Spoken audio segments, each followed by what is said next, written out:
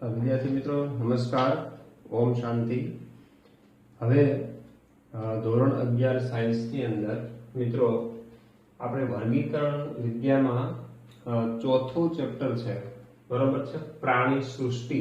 તો ચોથું ચેપ્ટર આપણે સ્ટાર્ટ કરીએ છીએ, એનિમલ કિંગડમ। તો પ્રાણી સૃષ્ટિની અંદર મિત્રો સૌથી પહેલા તો આપણે જાણીએ છીએ કે વિશ્વની અંદર કેટલી જાતના જુદા જુદા સમુદાયના પ્રાણીઓ છે એ વસવાટ કરે છે। એકકોષી પ્રાણીઓ છે, બહુકોષી પ્રાણીઓ છે। એકકોષી પ્રાણીઓ હોય તો એની દેહ રચના છે સરળ હોય છે, બરાબર। અને જેમ જેમ સજીવોની જે જટિલતાનો ક્રમ વધતો જાય છે, સજીવના દેહ જટિલ થતા જાય છે, તેમ તેમ એ ઉચ્ચ કક્ષાના સ્તરોનું આયોજન છે એ ધરાવતા જાય છે, બરાબર।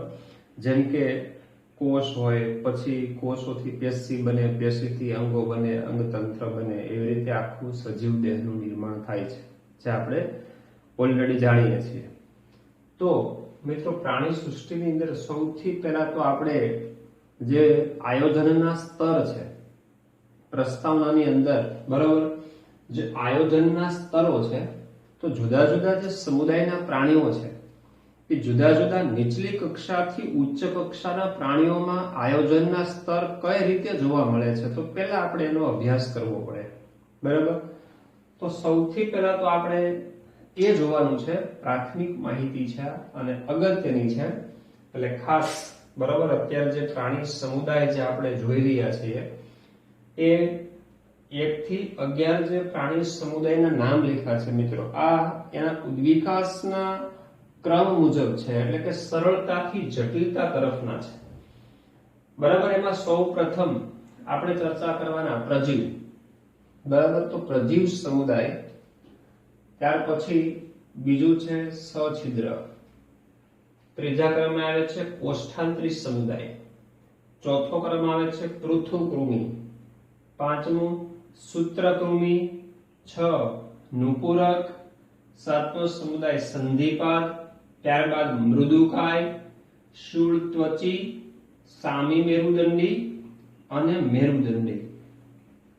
તો મિત્રો પ્રજીવથી લઈને આ મેરુદંડી સુધીના પ્રાણીઓ, બરાબર છે, પૃથ્વી ઉપર જોવા મળે છે। હવે એક એકનું આયોજન સ્તર આપણે જોવાનું છે, દરેકની શરીર રચના, દેહ રચના કેવા પ્રકારની છે એ આપણે જોવાનું છે। તો તમે જાણો છો પ્રજીવ, બરાબર, જે એકકોષી સજીવો છે, બરાબર, અમીબા, પેરામીશમ જેવા એકકોષી પ્રાણીઓ છે, પૃથ્વી પરના બધા એકકોષી પ્રાણીઓ છે ને મિત્રો પ્રજીવની અંદર સમાવેશિત છે, બરાબર। એટલે અમીબા છે, પેરામીશમ, આ બધા એકકોષી પ્રાણીઓ છે, બરાબર। તો એ શેની અંદર સમાવેશ થાય? પ્રજીવની અંદર સમાવેશિત થાય। તો ત્યારબાદ આ સૌથી સરળમાં સરળ સમુદાય અને સૌથી સરળ સજીવો જો ગણવામાં આવતા હોય પ્રાણી સમુદાયની અંદર, તો મિત્રો કયા છે? એકકોષી પ્રાણીઓ, કે જેની અંદર અમીબા, પેરામીશમ જેવા પ્રાણીઓ આવે છે, તો એને કયા સમુદાયમાં મૂકવામાં આવે છે? પ્રજીવ સમુદાયની અંદર મૂકવામાં આવે છે। ત્યારબાદ બીજા ક્રમે આવે છે સછિદ્ર। હવે સછિદ્ર છે તો એ બહુકોષી પ્રાણીઓ છે, બહુકોષી છે છતાં પેશી વિહીન પ્રાણીઓ છે, ધ્યાનથી સમજજો મિત્રો, બહુકોષી હોવા છતાં પેશીઓ બનતી નથી। તો અહીંયા કહેવાનો મતલબ એ છે કે પ્રજીવ અને સછિદ્ર આ બંને સમુદાય એવા પ્રકારના છે, આ એકકોષી છે। હવે એકકોષીમાં તો પેશીની વાત જ ન આવે, કારણ કે એક કોષ એટલે એક સજીવ, તો એમાં પેશી બનવાની તો વાત જ નહીં આવે, બરાબર। પણ સછિદ્રમાં બહુકોષી છે છતાંય પેશી બનતી નથી, તો એના જે આયોજન કહેવાય શરીરનું, કોષ સ્તરીય આયોજન કહેવાય છે, કોષ સ્તરીય આયોજન। કારણ કે કોષો ભલે ઘણા બધા છે, અસંખ્ય કોષોથી શરીર બને છે, પણ છતાં પેશી નિર્માણ થતી નથી, એટલે એકકોષી પ્રજીવ અને બહુકોષી સછિદ્ર આ બંનેનો સમાવેશ કોષ સ્તરીય આયોજન, એટલે એના દેહનું આયોજન છે એ કયા સ્તરનું કહેવામાં આવે છે મિત્રો? કોષ સ્તરીય કહેવામાં આવે છે, કારણ કે પેશી વિહીન પ્રાણીઓ છે, એટલે કોષ સ્તરીય આયોજન ધરાવતા પ્રાણીઓ સમુદાય ક્યાં ક્યાં? તો કે પ્રજીવ અને સછિદ્ર। ચાલો ત્યારબાદ ત્રીજો સમુદાય આવે છે કોષ્ઠાંતરી। તો કોષ્ઠાંત્રીમાં પેશીઓ બની જાય છે. કોષ્ઠાંત્રી સમુદાય છે પેશી બની જાય છે. અહીંયા જોઈ શકો છો સછિદ્રમાં પેશી નથી બનતી. અહીંયા પેશી બને છે, પેશી ધરાવે, પરંતુ અંગો બનતા નથી, એટલે અંગવિહીન છે. બરાબર. તો હવે આને કયો આયોજન સ્તર કહીશું? પેશી સ્તરીય આયોજન કહેવામાં આવે છે. તો સર્વપ્રથમ પ્રાણી જગતની અંદર મિત્રો પેશી બનવાની શરૂઆત છે કયા સમુદાયથી થાય છે? તો જવાબ આવશે કોષ્ઠાંત્રી. સર્વપ્રથમ પેશીધારી પ્રાણીઓ કોણ? તો કે કોષ્ઠાંત્રી પ્રાણીઓ, એટલે પેશી સ્તરીય આયોજન ધરાવતા પ્રાણીઓ કહેવાય છે. ચાલો, ત્યારબાદ આવે છે પૃથુકૃમિ સમુદાય. હવે જોઈ શકો છો અહીંયા અંગો, કોષ્ઠાંત્રીમાં પેશી બની, અંગ ન બન્યા. હવે અહીંયા અંગ બની ગયા, પરંતુ અંગ તંત્ર હજુ બનતા નથી. એટલે અંગ બની જાય છે જુદા જુદા શરીરના, એટલે આનું આયોજન કહેવાય અંગ સ્તરીય આયોજન. બરોબર. તો સવાલ, સર્વપ્રથમ અંગો ધરાવતા પ્રાણી સમુદાય કયો? તો પૃથુકૃમિ. બરાબર. અથવા અંગ સ્તરીય આયોજન ધરાવતો પ્રાણી સમુદાય કયો? તો કે પૃથુકૃમિ સર્વપ્રથમ. તો સૌપ્રથમ અંગો ક્યાં બને? પૃથુકૃમિમાં. પણ જોજો મિત્રો, અંગ તંત્ર બનતું નથી, એટલે એનું પેશી સ્તરીય જે આયોજન છે એ અંગ સ્તરીય આયોજન કહેવાય છે, કારણ કે અંગ બને છે, અંગ તંત્ર બનતું નથી. ચાલો આગળ વધીએ. હવે સૂત્રકૃમિ આવ્યા. હવે અહીંયા અંગ તંત્ર ન હતું, બરાબર, પૃથુકૃમિમાં. તો હવે સૂત્રકૃમિમાં અંગ તંત્ર બની જાય છે. હવે અંગ તંત્ર બની ગયું એટલે હવે જટિલતાના ક્રમ મુજબ હવે સૂત્રકૃમિ કરતા નુપુરક, સંધિપાદ, મૃદુકાય છે મેરુદંડી સુધીના પ્રાણીઓ છે. આ બધા આના કરતા ઉચ્ચ કક્ષાના છે ક્રમશઃ. બરાબર. તો આ બધા જ પ્રાણીઓ છે, સમુદાય છે, સૂત્રકૃમિથી લઈ અને મેરુદંડી સુધીના બધા જ છે અંગ તંત્ર ધરાવતા હોય છે.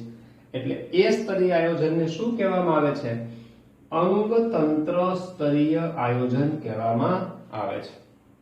હવે અહીંયા નોંધવા જેવી બાબત એ છે કે સર્વપ્રથમ અંગ તંત્ર સ્તરીય આયોજન ધરાવતો સમુદાય કયો ગણાય? તો કે સૂત્રકૃમિ. કારણ કે સૂત્રકૃમિથી પછીથી બધા જ સમુદાયમાં અંગ તંત્ર હોય છે, છેક મેરુદંડી સુધી. પણ સૌથી પ્રથમ જે સમુદાય છે અંગ તંત્ર ધરાવતો એ સૂત્રકૃમિ છે. બરાબર. તો આટલી બાબતો યાદ રાખવાની છે. પ્રજીવ છે એકકોષી છે, સછિદ્ર છે બહુકોષી છે, છતાં પેશી વિહીન. તો બંનેનું આયોજન કેવું કહેવાય? કોષ સ્તરીય. ભલે બહુકોષી છે પણ પેશી નથી બનતી, એટલે આયોજન તો કોષ સ્તરીય જ કહેવાય. સર્વપ્રથમ પેશીઓનું નિર્માણ ક્યાં થાય? કોષ્ઠાંત્રીમાં. એટલે પેશીઓ ધરાવે છે, અંગો નથી બનતા, એટલે આયોજન કેવું કહેવાય? પેશી સ્તરીય. પછી પૃથુકૃમિ છે અંગ ધરાવે પરંતુ અંગ તંત્ર ન હોય, એટલે આયોજન અંગ સ્તરીય કહેવાય છે.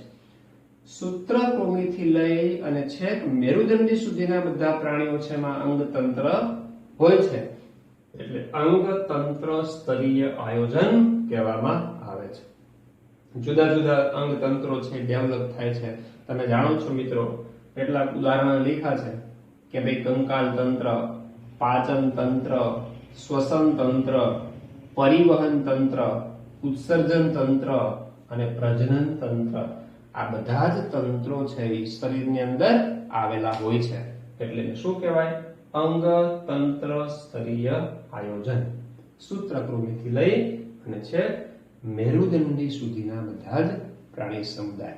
હા મિત્રો, આ આખા ચેપ્ટરના અભ્યાસની સરળતા ખાતર, બરાબર છે, આ 11 જે આપણે પ્રાણી સમુદાયના નામ લખ્યા છે, બરાબર, એ તમારે સિક્વન્સમાં આ જ ક્રમ પ્રમાણે યાદ રાખવાના છે.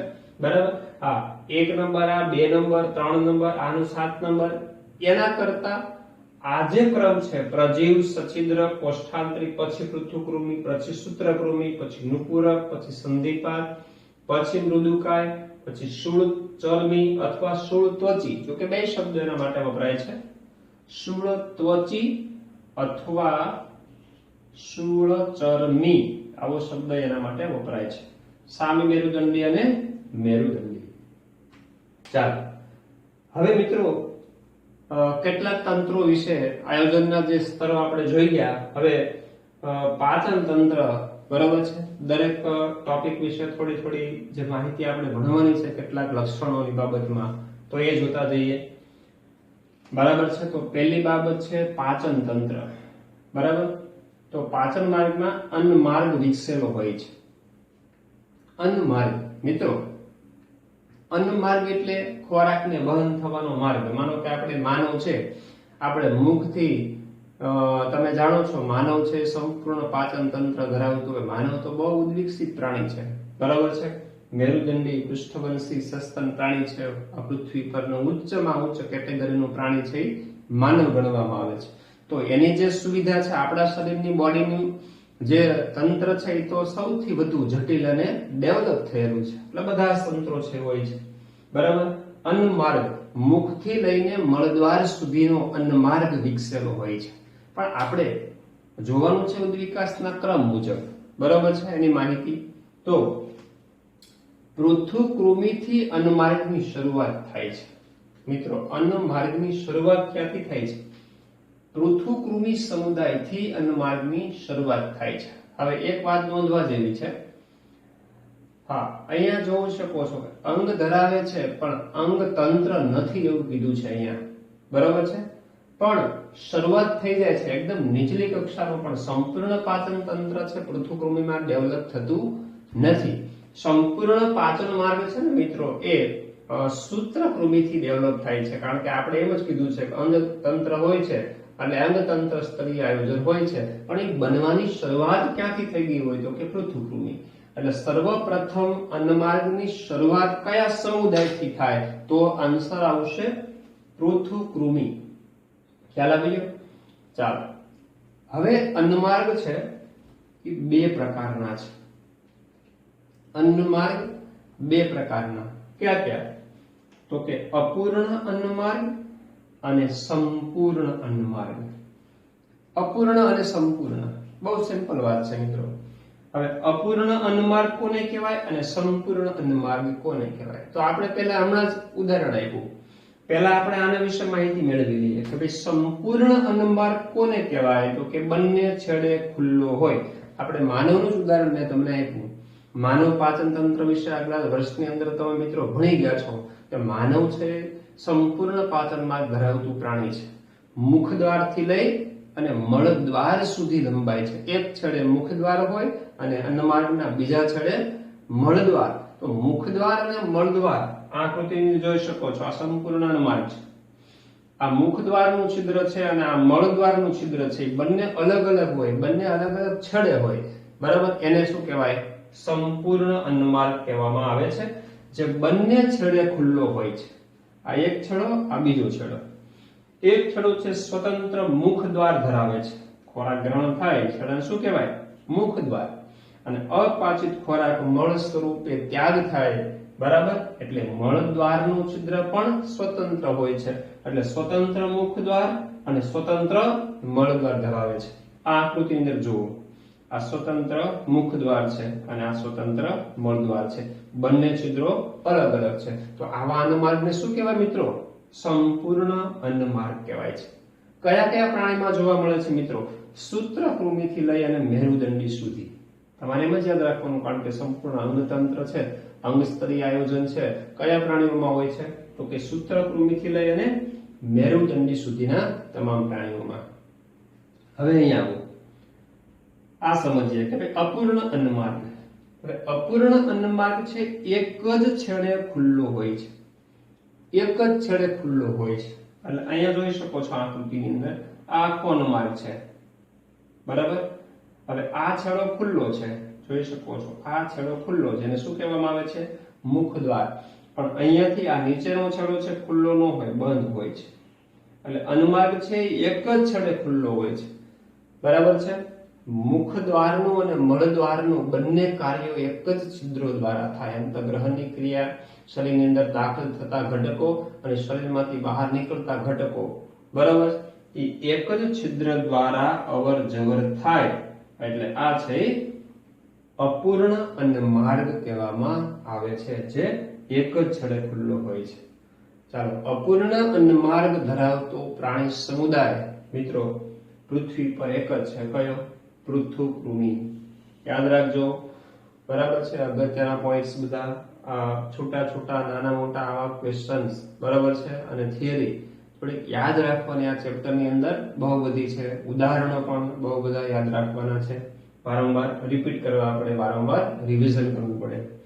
તો અપૂર્ણ અન્નમાર્ગ ધરાવતો સમુદાય પૃથુકૃમિ અને સંપૂર્ણ અન્નમાર્ગ ધરાવતા સમુદાય સૂત્રકૃમિથી લઈ અને મેરુદંડી સુધીના તમામ પ્રાણીઓ. મુખદ્વાર અને મળદ્વારના છિદ્રો અલગ અલગ, અને અપૂર્ણ હોય તો અન્નમાર્ગ એક જ જડેથી ખુલ્લો અને બીજે છેડેથી કેવો હોય? બંધ હોય છે, અને કહેવાય અપૂર્ણ અન્નમાર્ગ. ચાલો મિત્રો, આ પાચન તંત્રની વાત કરી. હવે વાત કરશું આપણે પરિવહન તંત્ર. પરિવહન તંત્ર અથવા રુધિરાભિસરણ તંત્ર, અથવા એને શું કહેવામાં આવે છે? રુધિરાભિસરણ તંત્ર. તો રુધિરાભિસરણ તંત્ર છે, પરિવહન તંત્ર છે, એ મિત્રો બે પ્રકારના છે. એક ખુલ્લું પરિવહન તંત્ર અને બંધ પરિવહન તંત્ર. હવે તમારી સામે બે અલગ અલગ આકૃતિ આપી છે મિત્રો. આ એક કાર્યાત્મક દ્રષ્ટિથી માત્ર સમજવા માટેની એક લોજિકલી આકૃતિ છે, બરાબર. આ જૂના સિલેબસના ટેક્સ્ટ બુકની અંદર હતી, એટલે આપણે સમજવા માટે એનો ઉપયોગ આપણે કરશું અહીંયા. તો ખુલ્લું પરિવહન તંત્ર અને બંધ પરિવહન તંત્ર. ચાલો હવે પહેલા આકૃતિમાં શું કહેવા માંગે છે અને શું આકૃતિ દર્શાવે છે પેલા સમજી લઈએ. ક્રિયાત્મક ખાલી એક રચના સમજવા માટેની આકૃતિ છે, બરાબર છે. વાસ્તવિક કોઈ આકૃતિ નથી આ. એટલે આ જે ગોળાકાર ભાગ છે, આ ગોળાકાર ભાગ એ હૃદય દર્શાવે છે. શું દર્શાવે? હૃદય. અને અહીંયા આ જે ભાગ છે એ પણ શું દર્શાવે છે? હૃદય, બરાબર. પછી અહીંથી આ જે રુધિર વાહિની છે, આ ધમની છે, બરાબર. આ પણ ધમની છે, ખુલ્લું પરિવહન તંત્ર છે. અહીંયા જોઈ શકો છો આ એરો હૃદયથી આ રુધિર કેશિકા છે, આ રુધિર કેશિકા છે, આમાં રુધિર કેશિકા નથી, બરાબર છે. ખુલ્લું પરિવહન તંત્ર હોય એમાં રુધિર કેશિકા ન હોય, ખાસ જોજો. અહીંયા રુધિર કેશિકા છે, અને રુધિર કેશિકા છે અહીંયા ઈ રુધિર મેળવે છે ધમનીમાંથી અને આપે છે ઈ શિરાને. એટલે આને શિરા કહેવાય, આને ધમની કહેવાય. અથવા તો એમ તમારે યાદ રાખવાનું કે હૃદયમાંથી શરીરના અંગો તરફ રુધિર કેશિકામાં જે રુધિરને લઈ જાય એને ધમની કહેવાય, અને શરીરના અંગોમાંથી ભેગું કરીને હૃદય તરફ લઈ જાય એને કહેવામાં આવે છે શિરા, બરાબર. એ અહીંયા બ્લુ કલરના એરા છે, એ રુધિરના વહનનો માર્ગ દર્શાવે છે. ચાલો, બરાબર. ધમની, આ શિરા.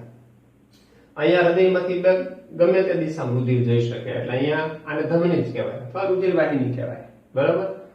ચાલો, પછી આ રુધિર ગુહા. રુધિર ગુહા અથવા શરીર ગુહા. પણ ખુલ્લું પરિવહન તંત્ર ધરાવતા પ્રાણીઓ હોય ને, એના શરીરની અંદર જે ખુલ્લી જગ્યા કે અવકાશ હોય ને, ત્યાં રુધિર ભરેલું હોય, રુધિરના ખાબોચિયા ભર્યા હોય. આપણે સાદી ભાષામાં કેવું હોય, જ્યાં જગ્યા હોય, અવકાશ હોય, ત્યાં શું ભર્યું હોય? રુધિર ભરેલું હોય. અને એ શરીર ગુહા રુધિરથી ભરેલી હોય એટલે એને રુધિર ગુહા કહેવામાં આવે છે, બરાબર. ચાલો, તો હવે ખુલ્લું પરિવહન તંત્ર છે મિત્રો, અહીંયા જોઈ શકો છો આમાં રુધિર કેશિકા છે, આમાં રુધિર કેશિકા નથી, બરાબર.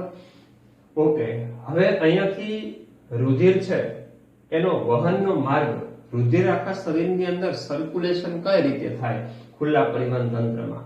તો કે આ હૃદય છે, સમજી લો આ હૃદય, બરાબર. આ હૃદય છે, હૃદયની અંદર આ દર્શાવેલા છે છિદ્રો, બરાબર છે. આને હૃદયના છિદ્રો કહેવામાં આવે છે. આ બધા હૃદયના છિદ્રો છે.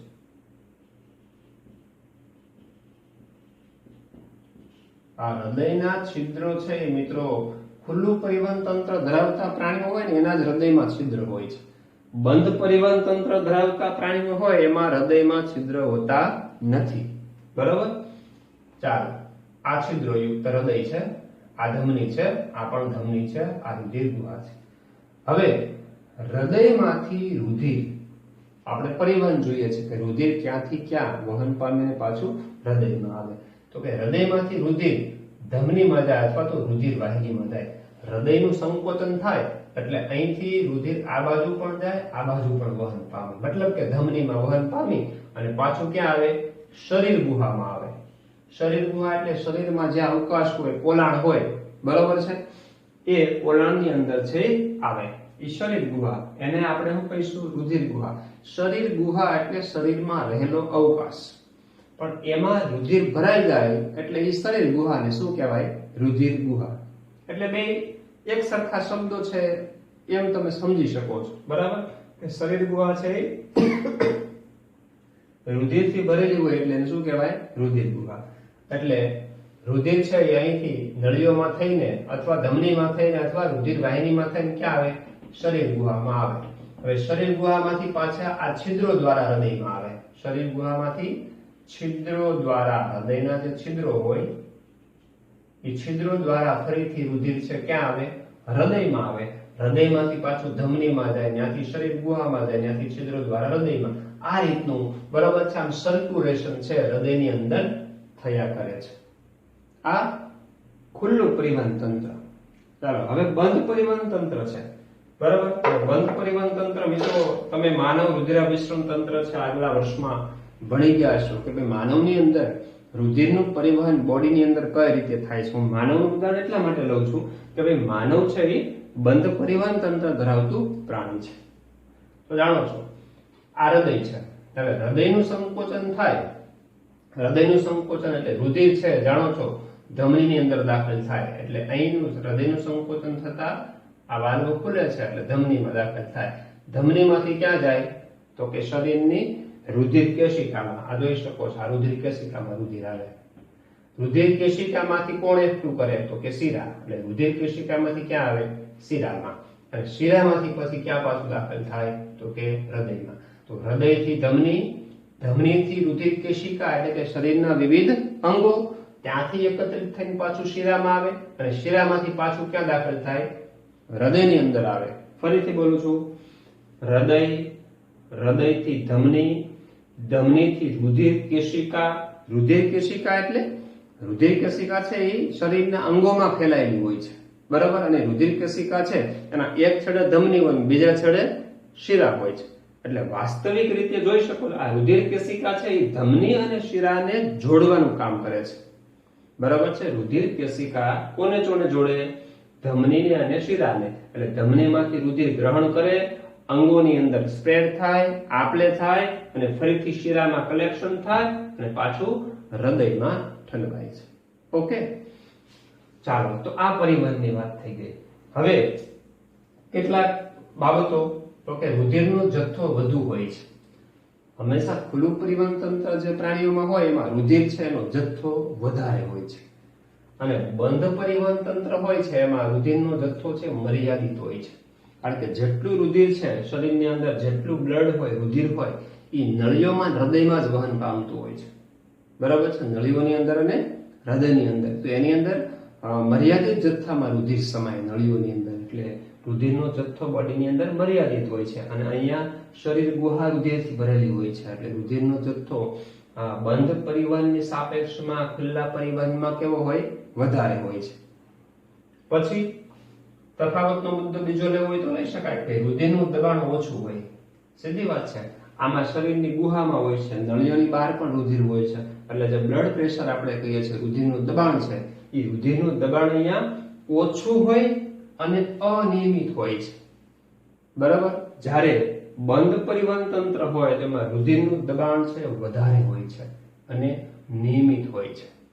આપણા શરીરની અંદર રુધિરનો જથ્થો મર્યાદિત હોય છે, બરાબર? પુખ્ત વ્યક્તિ હોય તો પુરુષની અંદર 5 થી 6 લીટર હોય, સ્ત્રીની અંદર 4 થી 5 લીટર જેટલું રુધિર હોય, ફિક્સ હોય. એથી વધારે પછી સમાઈ શકે નહીં.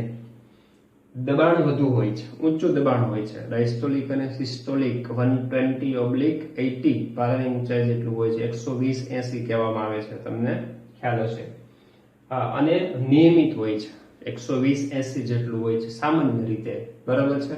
પછી કોઈ વધુ તમે એક્સરસાઇઝ કરો, કામ કરો છો તો બ્લડ પ્રેશર વધી જાય છે, અથવા તો કોઈ બીમારીને કારણે ઉંમર, વ્યસન, બરાબર, મેદસ્વીતા, આવા ઘણા બધા કારણોથી પણ રુધિરનું દબાણ છે અનિયમિત થઈ શકે છે. પણ એ સામાન્ય સ્થિતિ નથી, એક બીમારીજન્ય સ્થિતિની વાત છે, બરાબર? સામાન્ય સ્થિતિમાં દબાણ છે વધુ હોય છે, નિયમિત હોય છે. હા, એક વાત પણ આપણે કરી કે ભાઈ ખુલ્લું પરિવહન તંત્ર હોય એમાં રુધિર કેશિકા જોઈ શકો છો મિત્રો નથી, એટલે રુધિર કેશિકાનો અભાવ હોય છે અને અહીંયા રુધિર કેશિકા છે હોય છે. તો આ સંપૂર્ણ આપણે પરિવહન તંત્રની વાત કરી. હવે છેલ્લે ઉદાહરણ જોઈએ કે ભાઈ કયા પ્રાણીઓની અંદર ખુલ્લું પરિવહન તંત્ર હોય અને કયા પ્રાણીઓમાં બંધ પરિવહન તંત્ર હોય છે. તો દાખલા તરીકે આ સંધિપાત સમુદાય છે, જાણો છો મિત્રો બરાબર છે, પૃથ્વી પરના પ્રાણી જગતની અંદર સૌથી મોટામાં મોટો સમુદાય ગણાય છે સંધિપાત સમુદાય. આખા વિશ્વની પ્રાણી જાતો છે ને મિત્રો, એમાંથી 66% પ્રાણીઓ તો એકલા સંધિપાત સમુદાયના છે, બાકીના ટકામાં આખા વિશ્વના પ્રાણીઓ આવી જાય છે. બરાબર, તો એ સંધિપાત સમુદાય છે એ ખુલ્લું પરિવહન તંત્ર ધરાવે. અને બીજું છે શીર્ષપાદી સિવાયના મૃદુકાય પ્રાણીઓ. હવે મિત્રો મોટા ભાગના મૃદુકાય પ્રાણીઓ તો છે બરાબર છે, બંધ પરિવહન તંત્ર ધરાવતા હોય. શીર્ષપાદી સિવાયના એટલે શીર્ષપાદી પ્રાણીઓ છે એ બંધ પરિવહન તંત્ર ધરાવે, એના સિવાયના જે મૃદુકાય પ્રાણીઓ છે એ ખુલ્લું પરિવહન તંત્ર ધરાવે છે. પણ હવે સવાલ એ થાય કે ભાઈ આ શીર્ષપાદી પ્રાણી કોને કહેવાય? હવે મિત્રો તમે એક ઉદાહરણ આપું, તમને ખ્યાલ હશે, યાદ રાખજો બરાબર. તમે ઓક્ટોપસ નું નામ સાંભળ્યું હોય અથવા ઓક્ટોપસ જોયું હોય ગમે ત્યારે. ઓક્ટોપસ છે બરાબર છે, આ ઓક્ટોપસ છે એનું મુખ, પછી એના ખોટા પગ, પગ આવા બરાબર છે, ઘણા બધા આવા પગ હોય, 8 પગ હોય. આ એનું મુખ છે, સમજો આ ઓક્ટોપસ છે. હવે ઓક્ટોપસના આ જે પગ છે, આ બધા ઓક્ટોપસના પગ છે સમજી લો બરાબર, અને અહીંથી આટલો ભાગ છે એનું મુખ છે અને આ પગ છે. હવે ધડ જેવી ગરદન જેવી કોઈ રચના નથી. ઓક્ટોપસમાં પગ હોય છે, પગ એ સીધા શીર્ષ સાથે જોડાય. ફરીથી બોલું છું, ઓક્ટોપસના પગ છે ને સીધા માથા સાથે જોડાય. એટલે આવા પ્રાણીઓને શીર્ષપાદી, શીર્ષ સાથે પગ જોડાય એને કહેવાય શીર્ષપાદી પ્રાણી. ખ્યાલ આવી ગયો? તો શીર્ષપાદી સિવાયના મૃદુકાય પ્રાણીઓ, મતલબ કે શીર્ષપાદી જે મૃદુકાય પ્રાણીઓ છે ઓક્ટોપસ જેવા, ઓક્ટોપસ, સેપિયા, એની અંદર બંધ પરિવહન તંત્ર હોય, બાકીના બધા જ ની અંદર ખુલ્લું પરિવહન તંત્ર જોવા મળે છે. તો સંધિપાત સમુદાયના પ્રાણીઓ વત્તા આવા શીર્ષપાદી સિવાયના મૃદુકાય પ્રાણીઓમાં કેવું તંત્ર? ખુલ્લું પરિવહન તંત્ર. અને નુપુરકથી માંડી અને મેરુદંડી સુધી, કારણ કે સંધિપાત એમાં આવી જાય બરાબર છે, સંધિપાત બરાબર, પછી આ નુપુરક છે, ત્યારબાદ પછી મેરુદંડી સુધીના આ બધા પ્રાણીઓ આવી જાય, તો એ બધા કેવા કહેવાય? તો કે બંધ પરિવહન તંત્ર ધરાવતા પ્રાણીઓ ગણાય છે. નુપુરક અને ત્યારબાદ શીર્ષપાદી સિવાયના જે બધા પ્રાણીઓ છે મૃદુકાયના, તે શૂળચોરમી, સામી મેરુદંડી, મેરુદંડી, આ બધા જ પ્રાણીઓ. ચાલો તો આપણે વાત કરીએ પરિવહન તંત્રની. હવે વાત કરીએ મિત્રો સમમિતિ. બરાબર, સમમિતિ, શરીરની રચના, આકાર કેવો હોય? તો પૃથ્વી પરના જે પ્રાણીઓ છે મિત્રો અલગ અલગ સમુદાયના, તો સમમિતિને આધારે પ્રાણીઓને 3 અલગ અલગ કેટેગરીમાં વિભાજન કરી શકાય છે. એટલે ટૂંકમાં 3 પ્રકારની સમમિતિ જોવા મળે છે પ્રાણીઓના શરીરના, દેહની રચના અને આકારની બાબતમાં વાત આપણે કરવાની છે. કેટલા પ્રકારની સમમિતિ? 3 પ્રકારની. એક અરીય સમમિતિ, અરીય અથવા એને ત્રિજ્યાવર્તી પણ કહેવાય અથવા ગોળાકાર પણ કહેવાય. બીજી છે દ્વિપાર્શ્વ સમમિતિ અને ત્રીજું છે અસમમિતિ. ચાલો હવે એક આકૃતિ અહીંયા જુઓ, બહુ સિમ્પલ સમજાઈ જાય એવી છે. આ એક ગોળાકાર કોઈ પ્રાણી છે, સમજો આ ગોળ પ્રાણી છે, દાખલા તરીકે અમીબા. આ અમીબા આપણે આવી રીતે અનિયમિત આકાર જોઈએ છે, પણ વાસ્તવિક અમીબાનો આકાર તો કેવો છે? ગોળ છે બરાબર, અને આવો ખોટા પગ પ્રચલન કરવા માટે આકાર ધારણ કરે છે. ચાલો તો હવે અમીબા છે, હવે આ એનું મધ્ય બિંદુ હું લઈ લઉં છું, મધ્ય બિંદુ, અને આ મધ્ય અક્ષમાંથી પસાર થતી એક ધરી આ મેં દોરી. આવું અત્યારે જેવું મારી પેન્સિલ ફરે છે, બોલ પેન, એ અક્ષ. ચાલો તો હવે જોઈ શકો છો એક અડધો ભાગ આ અને બીજો અડધો ભાગ આ, ડાબો અને જમણો બે અડધો ભાગ થઈ ગયા, બાકીના એરાને તમે કાઢી નાખો. હા, ફરીથી અહીં દોરો આકૃતિ આવી રીતે. આ વચ્ચેના તલેથી એક તલેથી મેં બરાબર છે મધ્ય અક્ષમાંથી પસાર થતી ધરી દોરી, તો એના દ્વારા શરીરના બે ભાગ થયા. ચાલો હવે એને બદલે મારે આવી રીતે કાપો મૂકવો છે મધ્ય ધરી આ રીતે, તોય બે ભાગ થયા. ચાલો એને બદલે હું આ રીતે ભાગ પાડું તોય બે ભાગ થયા. કહેવાનો મતલબ મધ્ય અક્ષમાંથી પસાર થતી ધરી દ્વારા ગમે તે તલેથી કાપો, ગમે તે તલેથી એટલે આવી રીતે કાપો, આવી રીતે કાપો અથવા ત્રાસુ કાપો, કોઈ પણ રીતે કાપો તો પ્રાણીઓને બે સરખા અર્ધ ભાગમાં વહેંચી શકાય છે. તો આવા શરીરની રચના ધરાવતા પ્રાણીઓ છે અને અર્ય સમમિતિ ધરાવતા કહેવાય. કેવા કહેવાય? અર્ય સમમિતિ ધરાવતા કહેવાય. ફરીથી બોલું છું, મધ્ય અક્ષમાંથી પસાર થતી ધરી દ્વારા ગમે તે તલે, બરાબર છે, વર્ટિકલ હોય, હોરિઝોન્ટલ હોય, ત્રાંસુ હોય, ગમે તેમ હોય, તો પણ એના બે અર્ધ ભાગ બને છે. તો કોષ્ઠાંતરી સમુદાયના પ્રાણીઓ અને શૂળ ત્વચી સમુદાયના પ્રાણીઓ છે. દાખલા તરીકે સ્ટાર ફિશ હોય, સ્ટાર, બરાબર, તો આને તમે ગમે તે તલેથી કાપો છો તો પ્રાણીઓના બે સરખા ભાગ થાય છે. રેડી? તો કયા ઉદાહરણ યાદ રાખશો?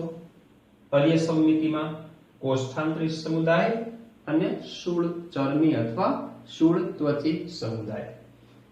ત્યારબાદ બીજી સમમિતિ આવે છે દ્વિપાર્શ્વ. મિત્રો, દ્વિપાર્શ્વ એટલે શું? પ્રાણીઓના એક સરખા બે ભાગ થાય ખરા, પણ કોઈ એક તલેથી કાપો તો જ થાય. કોઈ એક તલેથી, હવે અહીંયા માનો કે આવા પ્રાણી છે, આ પતંગિયાનો આકાર છે, સમજાના પતંગિયું છે. હવે પતંગિયાના એક સરખા બે ભાગ કરવા હોય તો મારી પાસે એક જ રસ્તો છે, હું આ ધરીથી કાપું ને તો જ પતંગિયાના બે સરખા ભાગ થાય. બાકી હું આ રીતે કાપું તો આ ભાગ બે ભાગ થાય પણ બે સરખા ભાગ ન થાય. મિત્રો ધ્યાનથી સાંભળજો, બે સરખા અર્ધ ભાગ થવા જોઈએ ને. હવે આ રીતે કાપું તો આમાં ઉપરનો ભાગ આવે છે, ઉપરની પાંખો આવે છે, મોઢું આવે છે, બરાબર છે, અહીંયા મુખો એ આવે છે, આવી સ્પર્શક આવે છે, બાકીનો ભાગ નીચેના ભાગે આવે છે. તો બે અલગ અલગ ભાગ છે, બરાબર, પણ બે સરખા ભાગ થતા નથી. બે સરખા ભાગ એક જ તલે થાય. હું આ રીતે એને ઊભો કાપ મૂકું તો અને તો જ બે સરખા ભાગ થાય. તો એનો મતલબ એવો કે પ્રાણીને ગમે તે એક જ તલેથી કાપતા બે સરખા અર્ધ ભાગમાં વહેંચી શકાય તો એને દ્વિપાર્શ્વ સમમિતિ કહેવામાં આવે છે. શું કહેવાય? દ્વિપાર્શ્વ સમમિતિ. દ્વિપાર્શ્વ, બે પાર્શ્વ બાજુ ડાબી અને જમણી કેવી થાય? સરખી, પણ એક તલેથી જ કાપતા હતા, બરાબર. અહીંયા આપણે શું હતું? પણ બે સરખા ભાગ થાય તો એને કહેવાય અર્ય. કોઈ પણ એક તલેથી કાપો અને બે સરખા ભાગ થાય તો એને કહેવાય દ્વિપાર્શ્વ. એનું ઉદાહરણ છે હા નુપુરક સમુદાયના પ્રાણીઓ અને સંધિપાત સમુદાયના પ્રાણીઓ, બરાબર. નુપુરક અને સંધિપાત. સંધિપાતની અંદર મિત્રો વંદો આવે છે, બરાબર. તો વંદો તમે જોયો હોય, બરાબર. તો વંદાનું મુખ છે, એનું શરીર છે, આ પ્રકારનું હોય છે, બરાબર છે. આ રીતેના પગ હોય છે, એના સ્પર્શક હોય છે. ચાલો હવે આ બે સરખા ભાગ કરવા હોય તો વિચારો, આ ઊભા તરેથી કાપો આ તો જ ત્યાં પ્રાણીના બે સરખા ભાગ થાય, નહીં તો નહીં. તો વંદો છે કઈ સમમિતિ ધરાવે? દ્વિપાર્શ્વ. કેમ? સંધિપાત સમુદાય છે. ચાલો નેક્સ્ટ, ત્રીજો પ્રકાર અસમમિતિ. ચાલો અસમમિતિ એટલે બહુ સિમ્પલ મિત્રો, પ્રાણીને ગમે તે તલેથી કાપો ને ગમે તે તલેથી કાપો બે સરખા ભાગ થાય જ નહીં, એને અસમમિતિ કહેવાય. તો મધ્ય અક્ષમાંથી પસાર થતી ધરી પ્રાણી શરીરને બે સરખા ભાગમાં વિભાજિત ન કરી શકે, બરાબર. મધ્ય અક્ષમાંથી પસાર ધરીથી તમે કાપો, કોઈ પણ તલે કાપો, પણ છતાંય શરીરના બે સરખા ભાગ થાય નહીં, એને શું કહેવાય? અસમમિતિ કહેવાય. એટલે પ્રાણીઓ છે અનિયમિત આકારના હોય, ટૂંકમાં કેવા? અનિયમિત આકારના પ્રાણીઓ હોય તો એને વચ્ચેની ધરીથી કોઈ પણ તલે કાપો તો પણ બે સરખા ભાગ થાય નહીં. દાખલા તરીકે ચાલો વાદળી છે, સ્પોન્જીલા, બરાબર. હવે વાદળીનો આકાર છે, બરાબર છે, અલગ અલગ રીતે હોય છે. આવી રીતનો હોય છે, બરાબર. હવે આને તમે કોઈ પણ તલેથી કાપવા જાવ તો બે સરખા ભાગ થતા નથી, તો એને શું કહેવામાં આવે છે? અસમમિતિ કહેવામાં આવે છે, બરોબર? હા, તો ત્રિજ્યાવર્તી અથવા ગોળાકાર અથવા આરીય, બીજું દ્વિપાર્શ્વ, ત્રીજું અસમમિતિ. વ્યાખ્યા અને દરેકના ઉદાહરણ. તો મિત્રો આપણે આજના શરૂઆતના પ્રાણી સૃષ્ટિ એનિમલ કિંગડમ આ શરૂઆતના પ્રથમ લેક્ચરની અંદર કેટલા પોઈન્ટ જોયા? એક તો આયોજનના સ્તરો. આયોજનના સ્તરમાં મિત્રો ક્રમ પ્રમાણે, ફરીથી નામ રિપીટ કરું છું, ક્રમ પ્રમાણે યાદ રાખજો. એટલે આખા જે આપણે જે રીતે અભ્યાસ કરવાનો છે, ઉદ્વિકાસના ક્રમ મુજબ બધા લક્ષણોનો જે અભ્યાસ કરવાનો છે, એમાં બહુ તમને મજા આવશે, બરાબર છે? જો આ ક્રમ યાદ રહી જશે તો. પ્રજીવ, પછી સછિદ્ર, પછી કોષ્ઠાંતરી, પછી પૃથુકૃમિ, પછી સૂત્રકૃમિ, પછી નુપુરક, પછી સંધિપાદ, મૃદુકાય, શૂળચર્મી, સામી મેરુદંડી અને મેરુદંડી. આયોજનના સ્તર આપણે જોઈ લીધા. પાચન માર્ગ બે પ્રકાર, અપૂર્ણ મનમાર્ગ અને સંપૂર્ણ અનુમાર્ગ ઉદાહરણ સાથે જોયો. પરિવહન તંત્રમાં ખુલ્લું પરિવહન તંત્ર અને બંધ પરિવહન તંત્ર, બરાબર છે? એ પણ આપણે અહીંયા ચર્ચા કરી ગયા. હા, તમારે તફાવતના મુદ્દા તરીકે તમને પ્રશ્ન પૂછ્યા 2 માર્ક્સમાં, ચાલો તફાવત લખો, ખુલ્લું પરિવહન તંત્ર અને બંધ પરિવહન તંત્ર. તો આટલા અભ્યાસ પછી મિત્રો તમે 4-5 મુદ્દા તફાવતના આરામથી લખી શકો. દાખલા તરીકે તમારી પાસે ઘણા બધા મુદ્દા છે. ખુલ્લું પરિવહન તંત્રમાં રુધિરનો જથ્થો છે એ વધારે હોય છે, બંધ પરિવહન તંત્રમાં રુધિરનો જથ્થો છે એ મર્યાદિત હોય છે. અહીંયા ખુલ્લું પરિવહન તંત્રમાં રુધિરનું દબાણ છે એ ઓછું હોય છે, અને અહીંયા રુધિરનું દબાણ વધુ હોય છે. રુધિરનું દબાણ અનિયમિત હોય છે, રુધિરનું દબાણ નિયમિત હોય છે. ખુલ્લું પરિવહન તંત્ર છે એમાં રુધિર છે એ નળીઓની બહાર રુધિર ગુહામાં વહન પામે છે. અહીંયા શરીર ગુહામાં રુધિર હોતું નથી, રુધિર માત્ર ને માત્ર નળીઓમાં જ વહન પામે છે અને હૃદયમાં વહન પામે છે. નેક્સ્ટ પોઈન્ટ, ખુલ્લા પરિવહન તંત્રમાં રુધિર કેશિકાનો અભાવ હોય છે. જોઈ શકો છો રુધિર કેશિકા નથી અહીંયા, અને અહીંયા રુધિર કેશિકા આવેલી હોય છે. પછી ઉદાહરણ લઈ શકાય મિત્રો, જાણો છો સંધિપાદ અને શીર્ષપાદી સિવાયના મૃદુકાય પ્રાણીઓ છે, બરાબર, એ ખુલ્લું પરિવહન તંત્ર ધરાવે, અને નુપુરક છે, અને ત્યારબાદ મૃદુકાય તો પ્રાણીઓ છે, શીર્ષપાદી સિવાયના તો શીર્ષપાદી છે બંધ તંત્ર ધરાવે. એટલે નુપુરક થી મેરુદંડી સુધીના પ્રાણીઓ છે એ બંધ પરિવહન તંત્ર ધરાવતા પ્રાણીઓ કહેવાય. અને છેલ્લી વાત આપણે સમમિતિની કરી, ત્રિજ્યાવર્તી ગોળાકાર અથવા આરીય, દ્વિપાર્શ્વ અને અસમમિતિ. કોઈ પણ તલેથી કાપો અને બે સરખા ભાગ થાય તો આરીય. માત્ર એક જ તલેથી કાપો અને બે સરખા ભાગ થાય તો દ્વિપાર્શ્વ. કોઈ પણ તલેથી કાપો બે સરખા ભાગ થાય જ નહીં તો અસમમિતિ. બરાબર છે? તો મિત્રો આટલી વાત, આગળ નેક્સ્ટ લેક્ચરમાં આગળ વધશું. ઓમ શાંતિ.